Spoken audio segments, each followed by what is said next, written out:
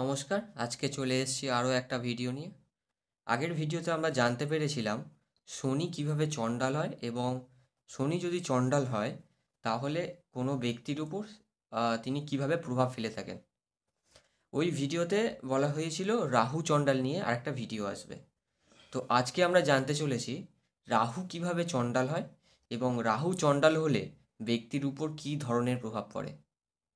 হ্যাঁ, আমি শ্রী সমর চ্যাটার্জি বলছি।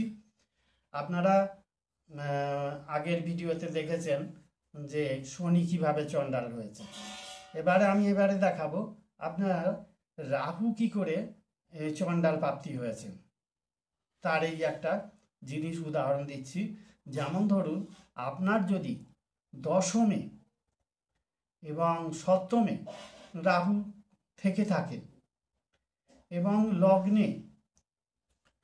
লগ্নে চতুর্থে যদি শনি থেকে থাকে, মানে লগ্ন থেকে গুনতে হবে, তাই তো? হ্যাঁ, লগ্ন এবং লগ্নের চতুর্থে যদি শনি থেকে থাকে, তাহলে আপনি এই রাহু চণ্ডাল প্রাপ্তি হবে। সেই বিষয়ে আমি বলতে চাই, যখন লগ্নের দশমে রাহু থাকছে তখন সে বিরাট একটা বড় পোস্ট পাচ্ছে। সরকারি দপ্তর, কোনো বড় বড় শিক্ষা দপ্তর, বড় বড় স্বাস্থ্য দপ্তর, বড় বড় অফিসার র্যাঙ্ক পাচ্ছেন এই রাহুর দশমে থাকার জন্যে। কিন্তু এইখানে খারাপ একটা ব্যাপার রয়েছে, যেখানে লগ্নে এবং লগ্নের চতুর্থে যেখানে শনি থাকছে, এই শনি এই লগ্ন এবং লগ্নের চতুর্থে থাকার জন্যে এখানে রাহু ওই জায়গাতে তোমার চণ্ডাল হয়ে যাচ্ছে। কারণ হচ্ছে চণ্ডাল কথার অর্থ মানে রেগে যাওয়া, মানে রেগে যাওয়া না। চণ্ডাল কথার অর্থ হচ্ছে বিরুদ্ধচারণ করা, মানে যেটা তার আসল কাজ সেইটা না করে তার উল্টো কাজ করা। অপকৃতস্থ ক্রিয়াকে চণ্ডালত্ব ক্রিয়া বলে। যেমন প্রকৃত ক্রিয়া, অপকৃত ক্রিয়া। যেমন ধরো, যেটা করার নয় তুমি তার বিপরীত করলে, অর্থাৎ বিপরীত ক্রিয়াকেই চণ্ডাল ক্রিয়া বলা হয়। কেননা এখানটায় যখন লগ্নে চণ্ডাল থাকছে তখন দেহে, অর্থাৎ সেই দেহে শনি থেকে যাচ্ছে। যখন দেহে এবং দেহের চতুর্থে কেন্দ্রস্থানে শনি রয়েছে, সেইখানে দশমে কর্মস্থানে বিদ্যাতত্ত্ব যদি থাকে, অতএব সেই বড় পোস্টে থেকে এবারে শনি কি করে? শনি লোভ লালসায় ভরা থাকে। শনি খুব নিকৃষ্ট মনের। শনি যতই দূরে থাকুক, ওর মন কিন্তু সদা সর্বদা নীচ প্রকৃতির স্বভাবের হয়ে থাকে।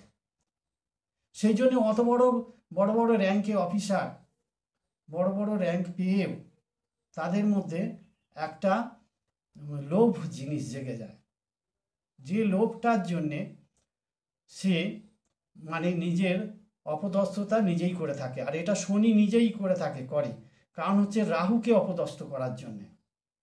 কেননা যেহেতু রাহু বিদ্যাতত্ত্বের গ্রহ, শনি কর্মতত্ত্বের গ্রহ, অতএব এই কর্মকে বিরুদ্ধে উনি যে কাজটা করা উচিত নয়, যে কাজটা রাহু পছন্দ করে না, সেই কাজগুলো শনি করতে খুব ভালো লাগে ওর।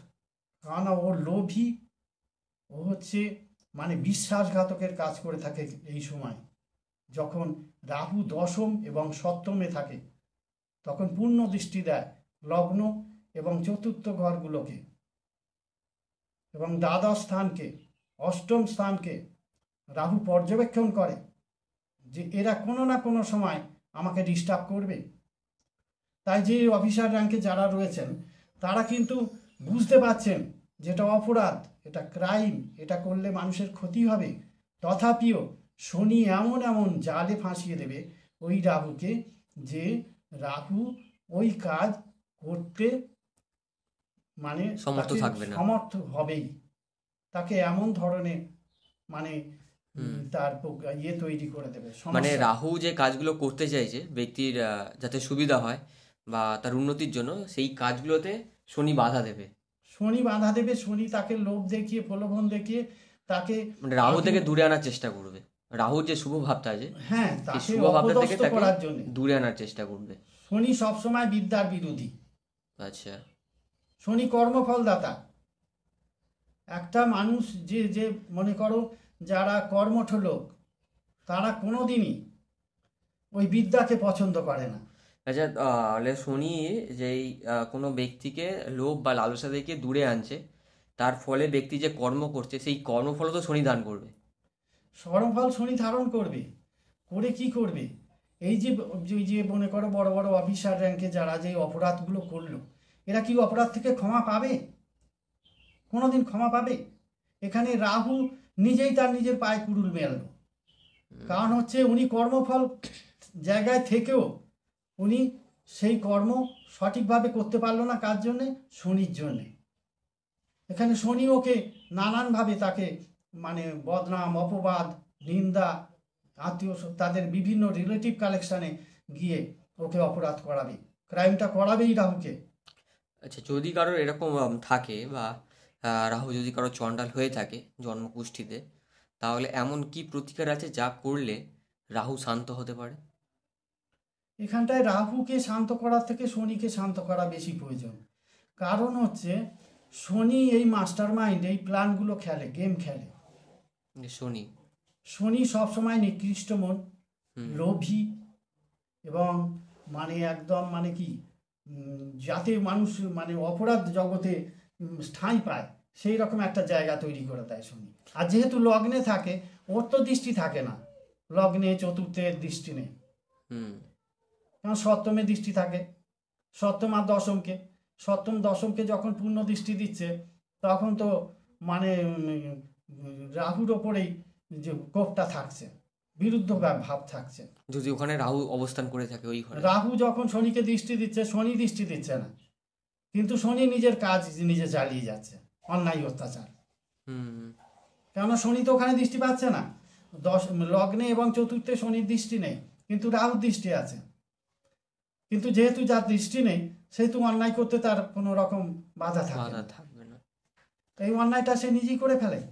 যদি কারোর এরকম হয়ে থাকে তাহলে তার প্রতিকার কি আছে? তার প্রতিকার হচ্ছে যেমন করেই হোক ওই শনিকে সংশোধন করতেই হবে। কারণ আমি ফার্স্টেই বলেছি যে এখানে বিদ্যাতত্ত্ব মেন হচ্ছে, কারণ হচ্ছে বিদ্যাতত্ত্বেই এখানে ভগবান বিষ্ণু সব গ্রহগুলোকে বেঁধে রেখেছে।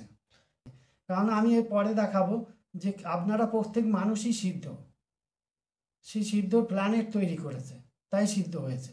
আপনাদেরও এই যেমন ধরুন এইখানে লগ্নের কত দ্বাদশ, প্রথম থেকে দ্বাদশ স্থান পর্যন্ত এখানে কতগুলো সিদ্ধি স্থান রয়েছে। এখানে একটা মানুষের দ্বিতীয়, ষষ্ঠ এবং দশম এই স্থান থেকে আপনারা যদি এই কোনো শুদ্ধ ব্যক্তির কাছ থেকে মন্ত্রটা উদ্ধার করতে পারেন, তাহলে আপনার নাম চয়েস অনুপাতে সংখ্যাতত্ত্ব দিয়ে যে মন্ত্রটা আপনার কাজে লাগবে, যে দেবী আপনার সাপোর্টে থাকে। এখানে 10টা মহাবিদ্যা আছে, কে আপনার সাপোর্টে আপনি জানেন না, আপনি অনেক রকম পুজো করছেন, তাতে করে রেজাল্ট হবে না, কেননা সবাই সবাইকে সাপোর্ট করে না। আমার যেমন মিত্র গ্রহ আছে, বন্ধু আছে, আমার তেমনি শত্রুও আছে।